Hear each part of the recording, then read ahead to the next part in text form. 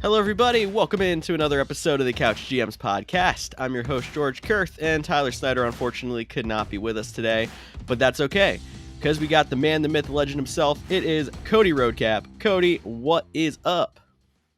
Not much. Filling in the role for two people. I'm sure the fans are happy that there's no Snyder, no obnoxious Titans talk on this week's episode. Did you know that Julio Jones is a Titan? George, we're not going to start this already. I'm sure he'd be proud I said it, but that's all we're going to do. No more of that today. And maybe we might have some hot takes flying at some point, but there's not going to be the traditional Tyler Snyder hot takes, but that's okay. He'll be back next week to give us all what we'd love to hear. Anyway, what to expect this week. We're going to give you some news and notes from around the league like we always do. Maybe give you a couple of fun little quotes from press conferences here in the NFL lull to maybe give some hints towards what we could be looking at this NFL and fantasy season. And we're going to continue our how-to series previews with some in-season management today. Talk about some of our favorite tips or how we manage our teams throughout the NFL season. You can find those how-tos or starting to get them together here on our website, thecouchgms.com, and you'll see them on our social media channels, Facebook, Twitter, and Instagram at thecouchgms. But with no further ado, Cody, lead us off with some news for the week. Well, that means we get our hashtag RodgersWatch for this upcoming week or this past week. Nothing too crazy. He was golfing at Lake Tahoe this past weekend. He said he's going to enjoy the hell out of this week. Then he's going to get back to working out and figure things out over the next few weeks. So potentially could be coming to some sort of an answer here in the next couple of weeks. While they were at Lake Tahoe, ESPN and some personalities around the NFL put together a little parody video of everything that's going on this offseason. You should definitely check it out. It featured some guys like Travis Kelce, Adam Thielen, even Justin Timberlake. Was a little odd to me that Adam Schefter was now part of the parody video when he broke the story. But he went back today or yesterday on the Chris Collinsworth podcast and doubled down and said Green Bay wants out. Him and Chris Collinsworth did a little bit of a debate back and forth, and Collinsworth like, okay, just let him retire. He's under contract. Schefter kept saying that Rodgers is going to tell Gutekunst, like, how are you not going to improve your team by trading me? And I thought that was another terrible angle to take. Like, I don't understand Adam Schefter's point of view, but he has some insight more than I'm granted to at this point.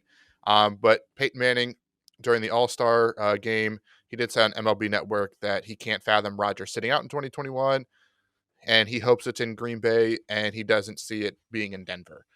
So those are some updates. Again, not real news, a lot of hearsay back and forth, but that's your hashtag RodgersWatch. And then just one more fun fact that has to do with Aaron Rodgers and also Larry Fitzgerald. We're recording this on Wednesday, as we always do, but tonight is Game 4 of the NBA Finals between the Milwaukee Bucks and the Phoenix Suns. And Aaron Rodgers is a partial owner of the Milwaukee Bucks, and Larry Fitzgerald is a partial owner of the Phoenix Suns. So even when the NFL season's not going on, you can always find the NFL players competing for some sort of championship. Just before we move on out of Rodgers Watch here, so we had the kind of like differing points of view here between Adam Schefter and Peyton Manning. I understand Peyton Manning's not on the inside as much, not getting as much of that information. But is it bad that I believe Peyton Manning's point of view with him giving his opinion more than I do Adam Schefter, because I feel like this whole thing's been blown out of proportion and it's all for clicks, and hearing Aaron Rodgers should get traded is going to get a lot more clicks than, oh, Rodgers is staying put. Yeah, I feel like a lot of I think one, it's because Peyton Manning. Everybody loves Peyton Manning's personality, his persona. Like they love him in the Papa John's commercials. Everybody, as soon as you say Omaha, you think Peyton Manning. So I think that some of just his reputation. Like I said, I don't think Adam Schefter should be completely like written off. Like he's not like a clickbait reporter by any means. He does work for ESPN. He's very credible. He has a lot of sources. But the way this thing is played out, how it was released on draft night, and then it came out, and he said, "Yeah, well, we have been hearing this all off season, and we just felt like it now was the time to go with it." It's like, well, you had 4 months from the end of the season to the draft to say something. You waited to the draft night. It seems like that was, click driven to get more people to view the draft. Hey, it might have worked. Like I mentioned, he was a part of the parody video. Is like, okay, maybe he's trying to make light of this whole situation. Um, and then, like I said, then he came back to double down on what he said today, which you're getting a lot of mixed emotions out there. So I guess I'm trying to say. So I'm not writing off Adam Schefter. I still think Aaron Rodgers is going to be back. I don't think it's as clear cut gone like he's put it out there from his point of view. But it is also one thing to point out, and this is more than just Adam Schefter. Uh, any reporter you're listening to, whether it's Schefter, Rappaport, Josina Anderson, your local beat writers, um, just always keep in the back of their mind on who they work for and what their common goals would be. For example, I'll, Ian Rappaport, he works for the NFL. Most 9 times out of 10, most of his sources are going to be coming from NFL personnel that want to, right the ship in their view. Where a person like Josina Anderson is notoriously known for being a players reporter. She has a lot of contacts that are actual players with the NFL, and it comes from them compared to their agent. So just keep that in the back of your mind as you navigate the sports world. You'll figure out which reporters you can trust more, which reporters have which sources, and then you can try to figure out where the leaks are coming from. But still a long way to go. But hopefully Aaron Rodgers shows up for training camp for our sake, and the Packers can then, just act like nothing happened. But I don't think it'll be that simple. Definitely agree. And yeah, don't write off Adam Schefter. He does put some good news out there, but in this case, everything is speculation. So there's no real. You report the fact of this is what I'm hearing, but it's all hearsay regardless. You don't really know. Anyway, why don't we move on then from Rogers Watch to some trade rumors this week? Xavien Howard, which by the way, you spelled that awfully on the rundown, Cody. You dropped the ball on that. Yeah, Xavien I see Howard that. could be on the move from Miami. He's fixing it right now. That's even more funny. He did sign a 5-year, $72.5 million extension 2 years ago to stay in Miami, but now this year he has skipped organized team activities. And the word out there is he would require a first round pick to be moved out of Miami. Now, this is an up and coming team. We've heard of a lot of these guys who had a lot of talent moving out of Miami a couple years ago because they didn't see them going anywhere, and Miami was racking up all them draft picks that they used to become relevant now. Why do you think Howard wants out of Miami now? I just think it's all about money from his point of view. Yes, he did get a huge contract 2 years ago. He was pretty much, I'm pretty sure it was Aaron Donald that won Defensive Player of the Year again. Um, but it Hmm. should have been Howard. He led the league in interceptions. He was dominant. F- Pretty much carried that team to almost a playoff berth. They couldn't get it done in the last week of the season, but everyone talks about how good the Miami defense is, and Xavien Howard is the backbone of that defense. So I think it's just about getting paid money. You know, he signed a 5-year deal, but we know how the NFL deals work. I don't have the exact numbers in front of me, but if it was a 5-year deal, I'm pretty safe to assume that this year is either the end of the big guaranteed money or all that big guaranteed money was up front in the first 2 years, and then he's playing on partially guarantees this year, because that's how NBA or not NBA NFL contracts um, typically seem to work. So I think this is all about money. I hope that it ends up getting done. They figure out something um, on their end because again, he's a key component of that team. Um, Another one we'll have to wait and see. This is very fresh, trade rumors. Um, we're not sure on where it's coming from, other than we know he did skip OTAs. So not much more to report. I think there's probably a line of teams that would love to go get a lockdown corner that can literally take away one side of the field. Um, but we'll have to see how it plays out. Yeah, like you said, it's very fresh. So keep an eye on our Twitter if anything breaks. And if anything does break, we'll talk about it on next week's show as well. Another piece of news that is pretty fresh that we're still piecing everything together because it all seemed a little strange when it broke this morning. Free agent cornerback Richard Sherman was arrested this morning, Wednesday morning, on burglary domestic violence charges. Seems very out of character for someone like Richard Sherman. He was a where do you go to? Some Ivy League school, wasn't it? Or He went to something Stanford. like that. Stanford. He's So Ivy League of he's the a West. he's a vice president, or maybe not vice president, but he's high up there in the NFLPA. He's been a very big advocate for against um, domestic violence in general. So the news, like George mentioned, was kind of caught everybody by surprise. Again, we don't want to accuse or uh, I can't think of the opposite word for accuse. We don't want to, you know, say that he's guilty with until the further information does come out. The head of the police department that arrested Richard Sherman did come out, do a little bit of a press conference earlier this afternoon. He did clarify that the domestic violence speculation to the Burglary. Wow, I can't even say the correct Sounds words when we're talking.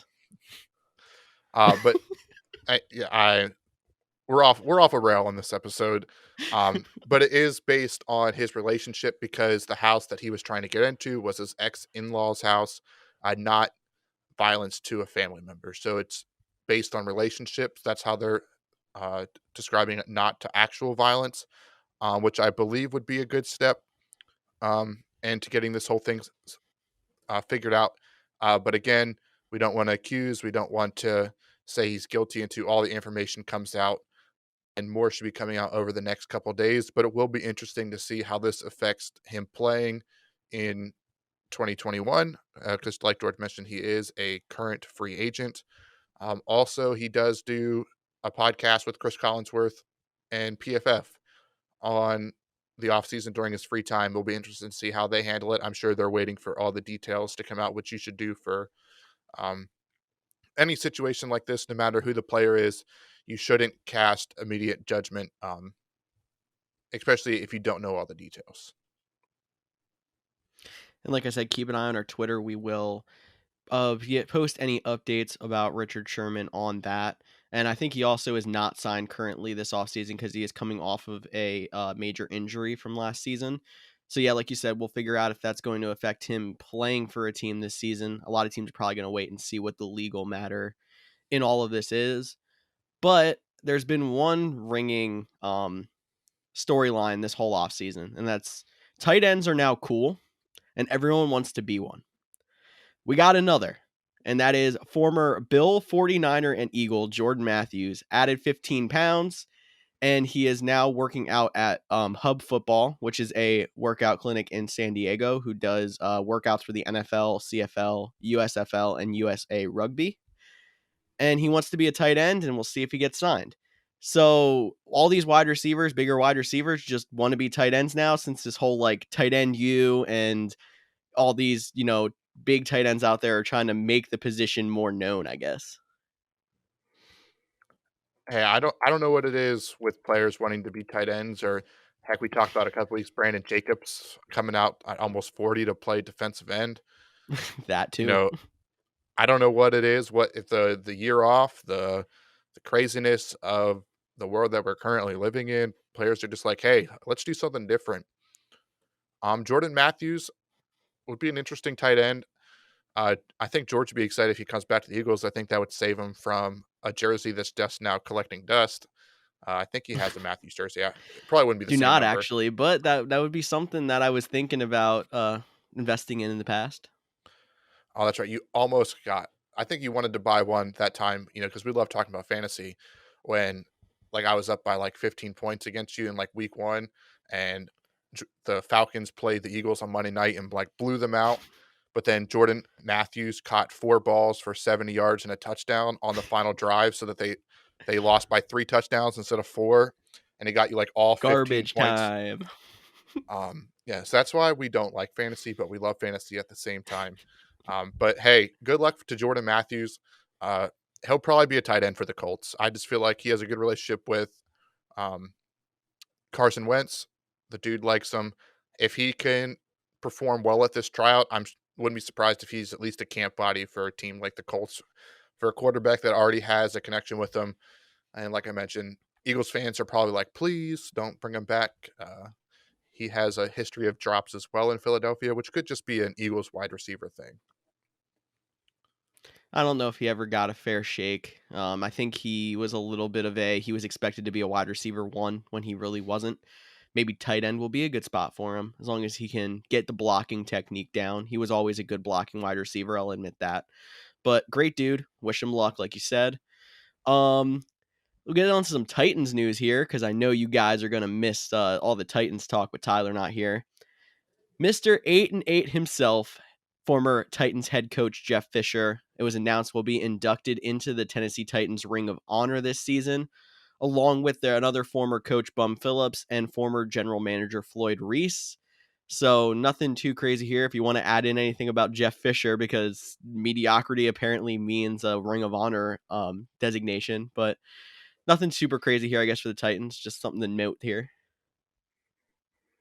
Yeah, like I said, it's probably our obligatory. Wow, I should stop trying to say big words on today's podcast. Not saying that those are big words that I've stumbled on today, but for me they are. Obligation. Yeah, it's our obligation to talk a little Titans since Snyder's out. Good for Jeff Fisher. I mean, it's a cool honor to. I mean, he was a. I know he's the butt of a lot of jokes like Mr. 7-9, Mr. 8-8. Like I've seen on Twitter, like if he's not inducted on August 8th, I want my money back. Right? It's like just because like that's what he's known for. But he did play a key part in the Titans' success, or bringing them back to somewhat of irrelevance. I know they went through a law before where they're currently at now with Mike Vrabel. Um, but he was a big part of that. So it is good to see. And those other guys are, important from bringing them to Houston from the Oilers and becoming the Tennessee Titans. So great for them. Our last bit of news, though, is the franchise tag. The deadline to have players do long-term deals that are on the franchise tag is July 15th. So the day you're listening to this, we're recording on July 14th. So the deadline might have been passed by the time you are listening to this episode. But as of right now, guys like Allen Robinson, wide receiver for the Bears, Cam Robinson, offensive lineman for the Jacksonville Jaguars, wide receiver Chris Godwin, all not expected to get long-term deals done. All expected to play throughout or play the rest of the season on their franchise tag. Also, safety Marcus May, he pulled an offer off the table and said, "Hey, I'll just play on my franchise tag." So a lot of things to go on. Hey, Andrew Brandt has always said deadlines. Oh man, I'm going to flop on his quote, but deadlines spur action. That's what it is. Deadline spur action. So the deadline is tomorrow. So we could see a big shift and change. But as of right now, those four guys will most likely be playing their season on the franchise tag without a long-term extension coming their way. So yeah, we'll see if anything comes out, maybe even before you guys listen to this podcast. If not, it's just going to be even more fuel to next off season's free agency fire. But a couple of fantasy relevant quotes and headlines I want to hit before we move on, just kind of rapid fire. Devontae Smith, wide receiver for the Eagles, says about being with Jalen Hurts, quote, "It feels like old times, like back in college."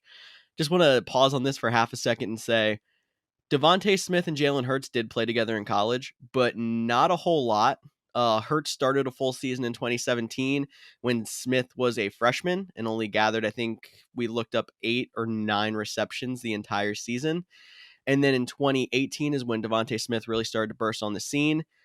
But that was Tua's team with Jalen Hurts kind of mixing in there. So they have had a little bit of a connection, but not as much as people have made it sound. But still, there might be a comfort zone having somebody throwing you the ball that's at least throwing you the ball in practice or a little bit on the field before. Another quote here then from Matt Nagy, Bears head coach, that his goal is to get David Montgomery 20 carries a game this season. Find this one very interesting because even without Tariq Cohen last year, David Montgomery only averaged 16 and a half carries a game and was already a solid RB1 in the fantasy playoffs. So if he does try to get him to 20, 1, that could be big for his fantasy value. 2, no idea what that means for Tariq Cohen. Terry McLaurin of the Washington football team, he's a wide receiver. You're not buying that? No? I mean, that seems like a steep... I'm not buying it. Yeah. it seems like a steep slope for him, like I said, And he comes from because the they Andy like to Reid use tree. Cohen. Yeah, and he comes from the Andy Reid tree where they get away from the run very often. Like, I've seen Matt Nagy, like, run it 10 times in the first half and 2 in the second half. Like, he'll come out and run 4 straight plays in the first drive, and then, like, 3 drives later, like, well, he hasn't had a carry since the first drive. I mean, it's just, like, in his DNA. Um, I know he got pretty high in carries last year, but again, that was without Tariq Cohen. Unless they eventually start Fields and go full Ravens offense. Um, but I think Fields is not the quarterback for that offense. Like, I think he should just be a traditional or, today's game NFL quarterback, you know, like a Baker Mayfield, a Kyler Murray, like those guys who can run around, but they also have good arms. So, um, and it's gonna be Andy Dalton to start. So maybe they just don't want to expose Andy Dalton. But yeah, that one I'm not buying. No. One of what I think is your guys, Cody, Terry McLaurin, he had a press conference where he was quoted saying the offseason additions will open up the offense for me, which I think that one could be very true. Terry McLaurin has not had a lot around him, and he hasn't had a lot at quarterback either, and he's already been a successful quarterback or wide receiver so far in his career. So I'm excited to see where Terry McLaurin goes this season. And then finally, the last quote from Tyreek Hill of the Chiefs. He said that he has been, quote, grinding his tail off after the embarrassing Super Bowl loss. So just know the Chiefs still have fire. Tyreek Hill's still working hard. I'm sure so is Travis Kelce and the rest of that offense. Don't expect any drop off from them this offseason. Nope. And actually, Patrick Mahomes tweeted out just a few minutes ago. Uh, I'm so excited for the football season to start, or maybe he said I can't wait for the football season to start. But you get the point. He's looking forward to it. Tyreek Hill's working. Travis Kelsey, he was having fun in the Rodgers parody video, but we know he's always serious. So look forward to the Chiefs getting back into the swing of things and competing in the AFC. But guys, that's a lot of NFL news. I mean, we talked probably for 20 minutes already, and we call this the NFL law. So we got to get into fantasy talk because that is what you guys are listening for. We talked about how to get started a couple weeks ago. Last week was how to draft. This week, we're going to give you some tips and tricks on in season management. And you might think, why do I need to know this? Because unless you're playing a best ball league, which only drafts, like we mentioned, then you can skip the rest of this episode. But you're probably going to play more than just a best ball league if you're getting into fantasy, or if you've been in fantasy for a while. There's always some tips and tricks to know or go along with. Because you always want to be looking to improve your team. The team you draft would not be the team at the end, even if you make the championship. Active owners win championships. You can't hold on to guys that you loved in the draft that just aren't panning out.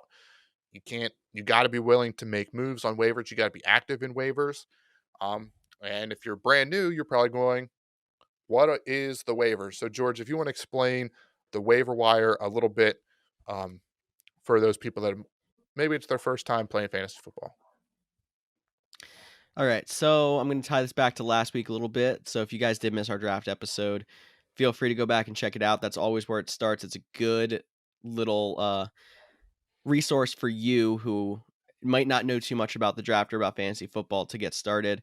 But we talked last week about how the snake draft is the most common draft type in fantasy because it may go 10 to 1, but then around 2 or 1 to 10, and then it goes 10 to 1 in round 2. Try to keep everything even. So everything in fantasy football is trying to keep competition on the same level. Waivers is another way to do that. So anybody who's not on a team is on free agency, but there's not just a free for all of you can go pick up anybody at any given time. When someone's game starts, they will lock, and then they will have to be unlocked in what's a waiver system. So the waiver order is decided by the worst team in the league has the first choice at who they want off of free agency. Once or twice a week, it depends on how your league is set up. Sometimes it runs every single day. Waivers will clear, and whoever you have waiver reclaims in for will go to the highest waiver number. So if I'm the worst team in the league and I want player X off of waivers, I will automatically get him because I'm the worst team in the league. I have my first choice. As opposed to if I'm the best team in the league, I would have to hope that 9 other teams pass on that player for me to get him on waivers. Those are some great points. 9 if you're in a 10-person league, True, 11 if you're true. in a 12-person league. And like George did mention, waivers could run every Wednesday is the traditional day. Some leagues they set up though that they run every day. Um, because if you to pick up a player, you have to drop a player. So those players then do become added to the waiver wire. So sometimes it's all the players, and then sometimes it's just the players that are cut re-enter the waiver wire. So that's something to keep in mind. We're here to give you tips and tricks, but again, you have to know the league that you're in. Definitely check out the league settings page or just talk to your commissioner. Because if you're in a dynasty league, sometimes they don't do waivers based on worst current record. They'll hold the draft order as the waiver order for the first 4 weeks until they get uh, some weeks in. Some redrafts leagues will do that too. They'll hold, um, or keeper leagues, they'll hold the waiver order as the reverse draft order typically for the first couple weeks. So those are things to keep about. And then it's not new, it's been around for a while, but I'll say it's probably it's rising, it's overtaking a lot of leagues, it's called FAAB, which is called free agent auctioning budget. I can I never think remember it's what the acquisition budget. acquisition budget. I can never remember what the acronym Yeah. stands for. But basically how FAAB works, which is a fun way because, you know, sometimes like people get upset when they lose week 1 in fantasy, and sometimes they're like, if I'm going to lose a week, I kind of want to lose week 1 because that puts me near the top of the waiver wires, and we see all these young players that are getting more time than we ever thought they would. Um, but FAAB erases that because at the beginning of the season, everyone is given a budget. Essentially, it's around $100, sometimes a little bit more, sometimes a little less, and then that's your budget to acquire players for the whole season. So week 1, if your running back went down and you really need his backup, you can put in a waiver claim for him, and it doesn't matter what your record is. It'll be based on who bids the most. The only time record comes into a play is if there is a tie. It'll go to the worst team. Um, but it's very rare that there's a tie because most people are always throwing an extra dollar in or throwing. They're not. A lot of people that do FAAB aren't going $5 because they know if they want the guy, they'll put $6. If they don't really want the guy, they'll put $4. Like um, but you have that $100 for the whole season. FAAB is growing on me. It wasn't one of my favorite ways to play. It is slowly growing on me. I think it's just been playing fantasy for so long with the waiver system. It's taken me a while to get used to it. But if you're new, I would definitely recommend trying to get into a FAAB league over a regular waiver league, just because there is more ability for acquiring players because you have the budget. And then also, another part of in-season management is trading. But if you have a FAAB system, you can trade FAAB dollars or FAAB money to other players as a part of trade packages compared to doing what I do and pick up. If I'm the worst team in the league, I pick up the top waiver pick and then I send him to a trade. And everyone in my league that might have needed that guy just to try to get something in return. We're talking about fantasy pet peeves soon. That might or might not be one of mine. I don't know. Have to tune in to But see. but yeah, speaking of trading, that is probably the I would say second biggest way to build your team in season. I'd say waivers is probably the first, especially at the beginning of the season. There's always going to be breakout players that come out that no one expected, and they were undrafted. They're out there basically for the picking, and they could end up being starters for your team. Or in the example of maybe a running back goes down, his handcuff, which we'll get to later, maybe on free agency and might be someone you can throw in to start right away. Trading is only a little tougher because obviously you have to strike a deal with somebody else in your league and you have to give something up to get somebody else as opposed to just dropping your lowest graded player on your roster into free agency. So they're tough. It's easy to get caught up in something that you think looks fair and is not. So definitely think it through. We're always here to give you guys some suggestions too. Please post on one of our social media pages or throw out a direct message. We will get back to you and give you our opinion on if we think the trade is worth it or not. Feel free to talk to your friends too, but there's one thing you shouldn't do when it comes to trading, and that is do not be the person who just leaves a trade on the table, doesn't respond. Because there's a lot of times where people who are trying to trade will throw trades out there to many different people, and they are waiting usually on a response because maybe they'll like the trade they sent to you better than the other person, and they're waiting for you to respond to see if you'll take the trade before they accept a different trade or whatever it might be. So it's okay to take time and think about it and ask for opinions, but don't just leave it on the table completely. I mean, I think Cody put this down on a rundown. I think it's a good thing. 2 to 3 days is the longest that a trade should sit on the table before you approve it, reject it, or send a counteroffer. Yeah, that's how I look at it. Try to be with 2 to 3 days, and don't be afraid to directly reach out to um, trade or not trade mates. I mean, it is the person you're trading with, but your league mates, and say, "Hey, I sent you a trade.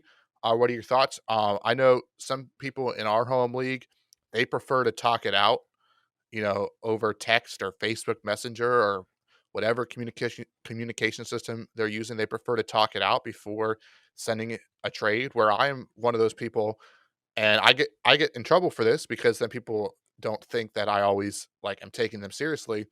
But like I'll throw out a trade, it'll just be like 3 players that I'm interested in for a player. Obviously, I don't think that trade is going to go through, and I'll often put in the comments what I'm looking like. Will you be willing to trade any of these guys?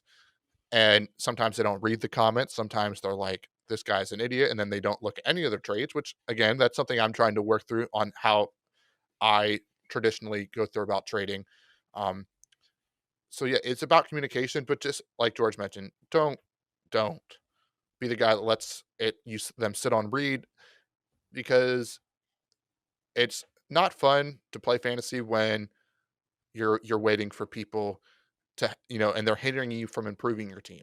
Now, if it's a really bad trade and they reject it, like, don't get mad at them. Like, if they don't take it, or, sometimes like we're all want to win fantasy football so bad, but there are players we have attachments to for no specific reason.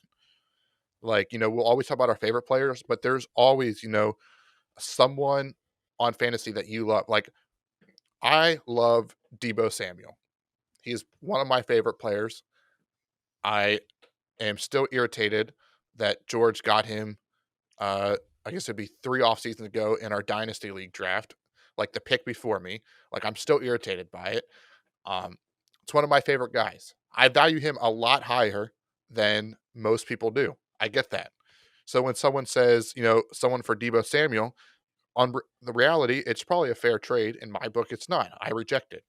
If that's how the players are playing, you have to respect them, because how they view their team might not be the same as you. Um, that's why trading is a lot harder than it sounds or you'd think on paper. Some people trade willy nilly and just trade every week for the fun of it. Some people take it very seriously and try to calculate it out. But George did also point out a good thing, that just because a trade goes through, and I'm not talking for clear and obvious collusion, like this team is the worst team. They're giving all their 3 best players for their 3 cuttable players on the other team. Um, as but on the surface, trades might look very favored in one person, but fantasy football is so, uh, you know, up and down. It's very hard to know the actual outcome. Uh, I know in our home league, I started a thing where like I track the amount of points that both of them score the rest of the season, and it's very, when you look back at the end of the year, very fun, but also curious to see, wow, this team actually got worse. And everyone was like, I can't believe they traded him uh that league. Like, I know last year I traded you Deontay Johnson, someone for For Deontay Brandon Johnson Ayuk, yes. and JD McKissick for Brandon Ayuk and someone else. And we had someone Hmm. complaining that, like, are we just giving him a championship? And we're like, and JD McKissick like end up not being anything, even though Antonio Hmm. get went down. Deontay Johnson got the drops, Debo Samuel got hurt, and Brandon Ayuk took off. Like, that's what we're saying. Like, a week 10 trade is going to look very different in the end of the season.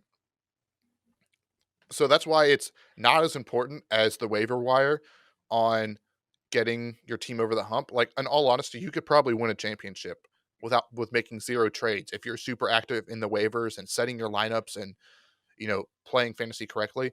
But trading could be that extra bump that can get you over the top. So make sure you're out there and don't be afraid just to send trades. Like, everybody, some people might complain, but they're not real fantasy fans. Like, just send a bunch of trades, get them all rejected. At the end of the day, you can send 10 trades, and if one gets accepted, like, you're doing pretty good.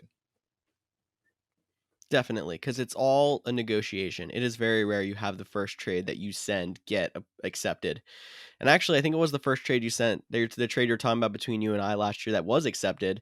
I went back to look. I got Brandon Ayuk and Joshua Kelly. You got Deontay Johnson and J.D. McKissick. The running backs ended up washing.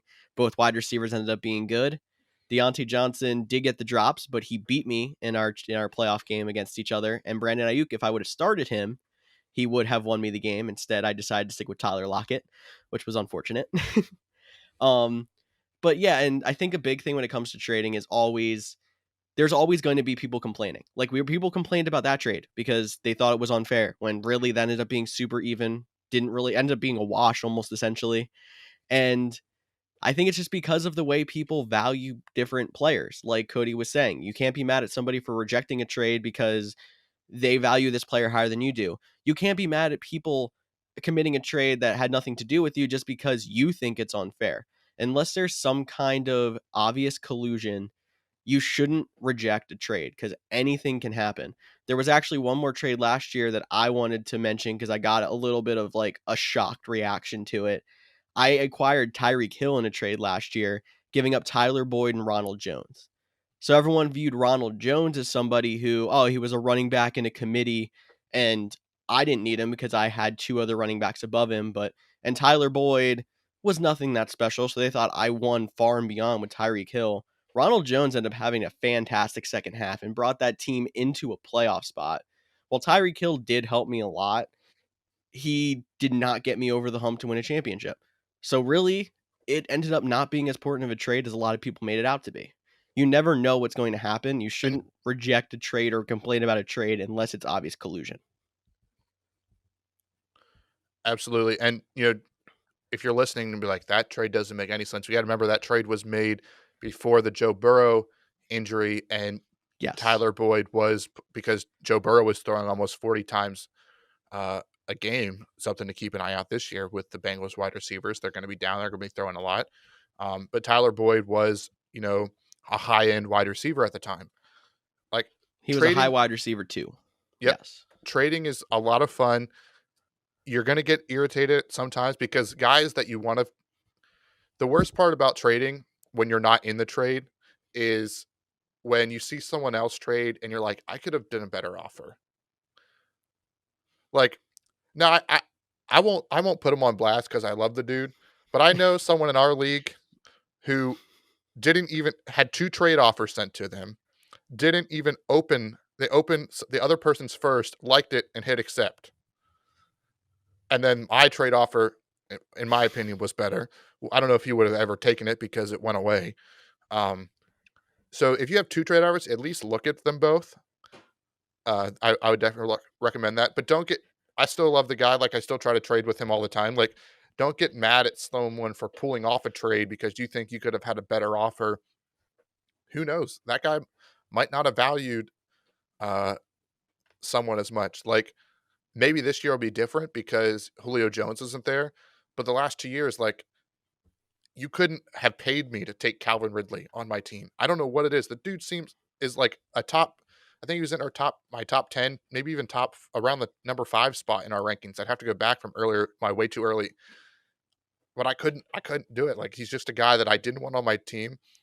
And again, that's completely irrational. It's probably not smart for fantasy football, especially as someone who's trying to give you tips. Like, I'm not going to I'm going to be rational about it and be like, hey, yeah, Calvin Ridley is a decent wide receiver. Like, yeah, you should get him. But for me personally, there's just like wasn't a guy I was into.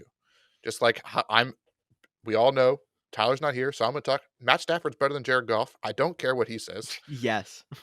and I would take Matt Stafford. I love Matt Stafford. I think Matt Stafford is a sleeper quarterback last year or this year. I think Mhm. especially in 2 years, I think he could possibly win MVP because that's just how that system seems to work. But I love him this year. You can get him super late. Like he's one of the top streaming quarterbacks in my opinion, which we'll talk about in a few minutes. But yeah, trading. There's so many different outcomes. Just enjoy trading it. Don't get mad at other people for sending too many trades. Don't leave people on reject. Um, and at the end of the day, most of the trades you think are completely one sided end up being in favorable of the other person. Like my last trading story from last season in our main league, I George, if you want to pull it up, I don't even remember all the players involved, but on the surface, it was a huge trade. It was like a 5 for 5 player trades, which again, I five got for it. five players are always, super like, oh, what is they're doing? And at this point, I was like on the brink of the playoffs. This is like mid-season, like week 8 or 9, I believe. Like I look like I wasn't a lock for the playoffs, but I was pretty content. And then the other guy was the last person in the league and also happens to be my cousin. So I get why some of the league mates were like, hmm, what are you doing? Now, granted, he sent me the trade offer. So to my point was if you get a trade that's so dumb, but you like just accept, like hit it, accept, take it. Don't overthink these. Um, but because I end up getting Christian McCaffrey like the week before he was supposed to come back, and I TJ Hawkinson, I think, was a part of it. So like I got like these players that were like, I traded Ezekiel Elliott or something like that as a part of it. I And got it if you want me to read it off for you yeah, go quick. ahead, George, read it off. All right. Cody received Aaron Rodgers, Giovanni Bernard, who was the starter in Cincinnati at that point already. Joe Mixon was already out for how many weeks? DeAndre Hopkins, top wide receiver last year. Christian McCaffrey before he came back from his injury and then got hurt again. And TJ Hawkinson. And he gave up Antonio Brown, who had recently just burst on the scene with Tampa Bay. He was a mid-season signing, if we all remember. Ezekiel Elliott, who was struggling last year. Tyler Higbee, an tight end. Debo Samuel, who is solid. That's definitely true. And James Robinson, the breakout running back from last year. There was definitely pushback on that, but it ended up actually helping your cousin, the other team on the other side, go from bottom of the league to one of the, I think it was like, I think he might have finished 8th, but he was one of the teams that was on that race for the final playoff spot in the last week of the regular season. Yeah, if he won the last week of the season, he would have made the playoffs. And he started out Yep. 1-6. And he was like, look, my team's bad. I got to make a huge, huge splash. That was his reasoning behind it. And if you actually break it down throughout the season, I know I get a little nerdy with this but my average points per game went down 7 points per game after that trade. And it would have went down a lot more if I didn't have that 1 week that Christian McCaffrey came back and scored like 25 points.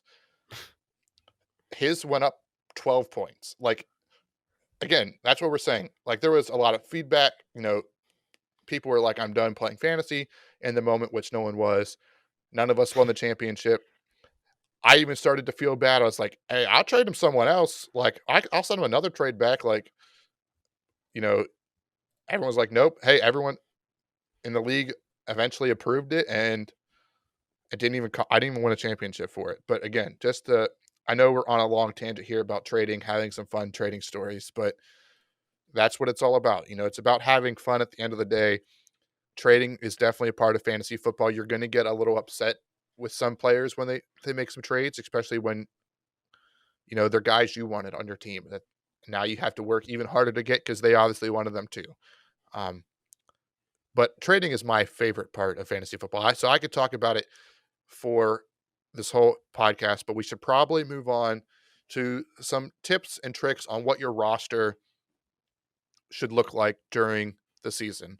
Now, again, this varies based on the league that you're in. Like we talked about last week, if you're in multiple flex leagues, if you don't have a kicker, if you have a kicker and only one flex spot, if you're in super quarterback, so you have two quarterbacks, I guess it's super flex with two quarterbacks. Um, do you have IR spots? How many bench spots do you have? I know some leagues are pretty cutthroat and they cut the bench spots because they want the waiver wires, they want the FAAB to be more exciting. Um, some people have extra bench spots, some people have multiple IR spots. Um, Excuse me, George, you have to cut that awkward pause out. I apologize. But so we'll kick it off with handcuffs. We've talked about this a little bit when we did our mock drafts, but handcuffs are traditionally for the running back position. Occasionally, you'll see it for a wide receiver if there is a truly dominant number one wide receiver in an offense. You might see someone keep the backup in case of, but it's traditionally for running backs. And it's basically you keep this guy on your bench. If everything goes right, he'll never play for you all season. But using Ezekiel Elliott for an example, he's probably going top 5 in your fantasy draft. Maybe he'll slide a little bit from his semi-down offseason where he still finished top 10, but the Cowboys weren't very good. But Tony Pollard, when Zeke was hurt, looked really good. So a guy like Tony Pollard, you're probably going to draft near the teens, around 10 or 11, and you put him on your bench. And like I said, hopefully you'll never use him. If you end up having to use him, well, because Zeke went down, you have him on your team. Uh, don't fill your roster up with handcuff players because you definitely need depth, especially if you're in a league that has less bench spots or doesn't have an IR spot. So if you have players that are hurt, you can't pick them up. But it's always good to have one, maybe two, depending on who your running backs are, handcuffs, especially if you're drafting in those top 5, because we know it's a long wait back till rounds 2 and 3. It's probably advised to get a decent handcuff, whether it's Tony Pollard for Zeke Elliott, Alexander Mattinson for Dalvin Cook.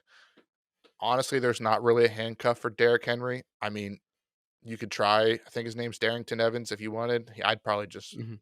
let him go on that one. We saw Mike Davis did for Christian McCaffrey last year. He put up solid numbers. And then he's like the guy in Atlanta because the handcuff actually proved to be a solid running back. Um, so those are things to keep in mind when you're looking at handcuffs for the 2021 season. So I'll just give a little bit of advice on what I've been doing the last few years that I think has been working. So you mentioned some of those top handcuffs like the Tony Pollard for Ezekiel Elliott and Alexander Madison for Dalvin Cook. I always like trying to reach out in the draft and getting the handcuff for my first, maybe early second round running back in the draft. So you have him all season. And then you need to keep your bench spots open for bye weeks, which is why you don't want to handcuff everybody. That makes sense. And that's why Cody, that was great advice there. But once you start getting into the later parts of the season, you might have some bench guys who you don't think are ever going to start. They're kind of even maybe even fringe ownable. I would even drop them for some of your handcuff or maybe your RB2. Like last year, I had Alexander Madison the entire season with Dalvin Cook. My RB2 was Miles Sanders. Once we started getting through buys and I had the extra roster spots, I rostered Boston Scott the entire second half of the season. Because then I basically went all in on I have Minnesota's backfield, I have Philadelphia's backfield. That's my running backs. So like it doesn't hurt like later in the season if you think you're in a good spot to make the playoffs, you don't need the extra bench spots, then start stacking your handcuffs more, but just handcuff your top guys to start the season. Absolutely, and you brought up a good point there, about bye weeks. So we all know the NFL starts bye weeks. I think it's week 5 this year. I think they got rid of the week 4 because of the extra season. Um, so you have to navigate that. It's not something that's, completely important to think about when you're drafting. Um, unless if you're in a, multiple quarterback league, then definitely make sure your quarterbacks don't have the same bye because then that will get iffy that week. Some people do like the strategy. Hey, if I can load up on week 7 bye, hey, I'll take the loss that week. That's one loss. but then I don't have to do all this. I'm not missing one guy this week. I'm not missing a star player from week 5 to week 10 because that's how the buys are spread out. Some people like to spread out their buys. But that's what your bench is for, is to navigate those bye weeks. Make sure you're ready to fill in players that might be on bye. And also, it's something to think about when you're trading too. I know we just talked a lot about trading, but if you trade for somebody that's already had their bye week, especially if you're giving up a play, like it's a double win if you're giving up a player that hasn't already had their bye week. Now you're gaining almost, you're like gaining an extra week in a way, because now you don't have to worry about the bye at all. So, um, again, don't base a trade. Don't be like, well, that guy's already had a bye, so I want him. Don't base your trade on that, but that is something to look for, or a reason why you might have to alter your deal. Someone might be like, hey, my guy hasn't had their bye week. Your guy's bye week's in 2 weeks. I would need him to. I would need something in return to help me out with that week or something like that. So something to keep in the back of your mind. Um, but bye weeks are important, along with bye weeks. And this leads into the streaming aspect of fantasy football. And I'll let George take it away on explaining what streaming is, and then we'll talk about different strategies for the different positions. So I know we said how the bench spots are for handling your bye weeks, but the waiver wire and free agency can be a bit of an extension to your bench, and that's where streaming comes in. So obviously, you have the ability to attain anybody on that. And streaming is basically taking somebody who has a good matchup, who you might not want to start most weeks, but you want to start that week. Example, just to throw a defense out there to give you an idea, anybody that played against the Jets last year, you wanted to start their defense because they were such a mess that almost every defense that played them got at least 10 fantasy points. So you might have a defense who's maybe like 25th in the league in fantasy scoring, but if they played the Jets, you wanted to stream them if you didn't have a good defense because you think you can get a good week out of them. So basically, that idea is you can improve your team and find somebody to start a week that you might not want to own long term or might not want to start more than that week, but they could be valuable for that week. So there's always the short term look aspect as well as the long term team building. Not everybody in your roster you're going to start every week. Absolutely. And the three main position groups that are streamed, quarterbacks, kickers, which shouldn't be in fantasy football, and defenses. So, like George mentioned, defenses and kickers are the predominant ones. Quarterbacks are up there. If you draft Patrick Mahomes, you're not having a second quarterback on your roster. You'll pick one up his bye week and you'll play it on from there.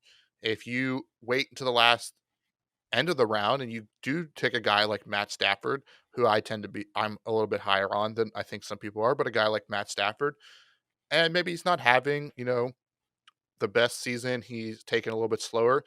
You could probably stream weeks for guys that are playing plus matchups, and a plus matchup is, a favorable matchup when you're playing a bad passing defense or something to that effect. And essentially you're just, you don't have a set in stone, that's my starter. You're picking him up off the waiver wires, because most of the time quarterbacks outside of the top 5, and even those guys can have bad weeks or only throw 2 touchdown passes, and then the bad quarterback can throw 4 touchdown passes, and sometimes the worser team quarterbacks are better in fantasy because they're down more, so they throw more. Uh, it's complicated formula to figure out. That's why I like Gardner Minshew.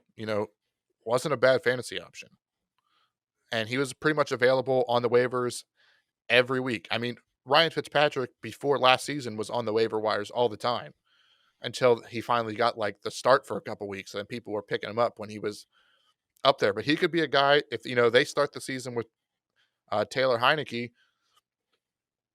Hey, he could be a guy on waivers that like, oh, I'm cool with starting him this week. Like that's how it works. And the kickers, because kicker scoring is all over the place. There's no static number. Dude, just stream your kickers. Don't draft one before the last Mm-hmm. round. You know how I feel about them. Just stream your kickers. If they have a really bad matchup, they're playing a really good defense. Sometimes if they're kickers, you want to look for like the middle tier, because if they're playing a really bad defense, they'll probably score more touchdowns and you're only getting 1 point. So you kind of want like a middle of the pack defense when you're looking at kickers. And then streaming defenses, it's the same thing unless you luck into the Bears from a few years ago, the Patriots 2 years ago, the Dolphins last year, the Jags the year they went to the AFC. That elite defense that are all season long.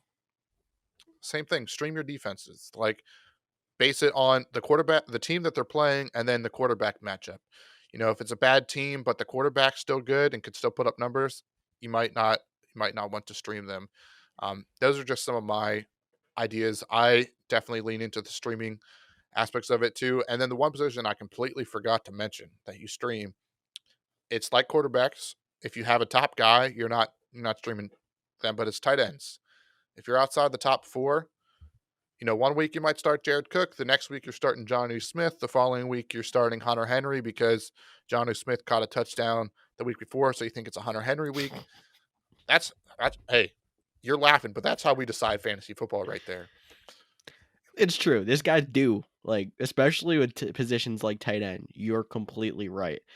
But let me also just tail onto this one and say, don't overstream also. I have gotten in trouble in the past, and I now have a motto that I live by, and that is play your studs. So if you have Patrick Mahomes, don't bench Patrick Mahomes. Play him every week except for his bye, and stream a guy on his bye. If you have George Kittle or Travis Kelce, don't go streaming tight ends. Play your stud. Because if you lose with 25 points from Travis Kelce on your bench, you are going to feel awful.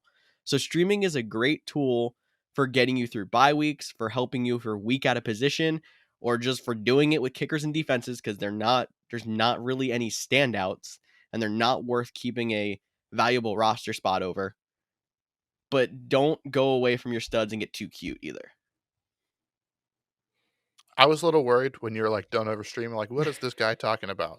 But yeah, definitely what George said. If you're out there and you're like, now I have this guy, but Adam Rank put the number one stream of the week at wide receiver is this guy, and I can pick him up on waivers. I should probably play him. Nope. If you have a top player, you should play them. You should really only be streaming your positions outside of quarterback, kicker, tight end, and defense, and quarterback and tight end based on who you have on your roster. If you got hit 1 week with like 5 people on bye, like if you did the strategy where you load up week 8, everyone's on bye week 8, or you get hit with a bunch of midseason injuries and you're essentially rebuilding depth. You're not looking to just play them this week. I mean, in all honesty, you should come out of the draft with 4 running backs and 4 wide receivers, and then you're adding through waivers that like, okay, I don't want to start this guy, but if these 2 guys are out, I would be okay starting this guy. Um, so don't overstream to a sense where you're like, this matchup is really good. We should do it. An example of that is like last year, the Oakland Raiders defense wasn't very good, but they are playing the Jets. So a lot of people were playing the Raiders defense, and the Jets won just because the Raiders defense wasn't very good. And we saw how that happened. And then they got that bomb at the touchdown, took some more points off your defense. So don't just stream a defense because the matchup is so good. You know, make sure the defense is also not saying they have to be a top 5 defense because they're probably not on the waivers. But if they're, the 32nd ranked defense, I don't care if they're going up against the 31st ranked offense, probably not going to stream them. Now, if you can get like the 13th against the 31st offense, yeah, I'd probably do that than playing the 10th versus the 15th. So those are some things to keep in mind. But like George said, definitely don't overstream and be active all season long. That's the last thing I'm going to leave you guys on for this is if you're going to be in a league, even if it's your first year, I know it's going to take a while to get into the flow of things, into the adjustments of it, but be active. That's all that your league wants. They don't want, 4 players that don't forget to set their lineups. We didn't talk too much about setting lineups. We'll get into that a little bit later in the offseason, and definitely we'll hit you with tips and tricks as we get closer to the regular season with how to set your lineups, and definitely have some videos on that on the our website and on our social media. But just be active. Fantasy football is all about the fun, and the in-season management is what everybody. That's how you win your championship. You can't be a lazy owner and win a championship unless you play with 9 to 11, maybe 15, depending on how many's in your inactive people. Then maybe you can. But yeah, definitely be active. But guys, thanks so much for listening to this week's episode of the Couch GMs podcast. No Snyders. No Snyders. No Snyders. No Snyders. No Snyder this week. So he would probably give you some soliloquy on how to. Aren't you impressed? I just nailed that word. Come on. You were messing up every word before that, and you just got soliloquy, which I didn't even think I was going to say right there. On how you should get involved. But this week, George will handle telling you all on how to get involved. But thanks again for listening. Onomatopoeia, supercalifragilistic. See, I can't even do that. Yep, you got me. There you go. So yes, I know that this all sounds like a lot, but don't worry, guys. We are here to help. And the biggest thing is we have the couchgms.com now. That's something we did not have last year to help you guys with. So keep an eye out, because we're going to help you with setting some rankings for drafts, getting you through the draft, and even afterwards, we'll give you some of our best streams of the week, people who we think should start and sit, the best waiver wire pickups. Keep an eye on our social medias, keep an eye on the couchgms.com, because we are there to help. And please get involved. Send us messages with questions. We are all here to help. We will answer everything you send to us. We want to make you a better fantasy player, and we want to have more fun with you by having conversations, giving you tips, even arguing and talking some crap. Let's just do it. So get involved, everybody. Thank you one more time for listening to the Couch GMs podcast for what would be Tyler Snyder. See, I'm even in autopilot mode here. For Cody Roadcap, I'm George Kurth, and we'll see you all next week. Boom. Nice.